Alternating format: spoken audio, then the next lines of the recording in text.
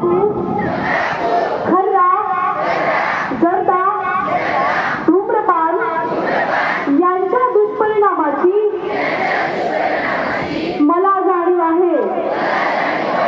म्हणून मी जन्मभर या व्यसनापासून दूर राहण्याचा संकल्प करीत आहे.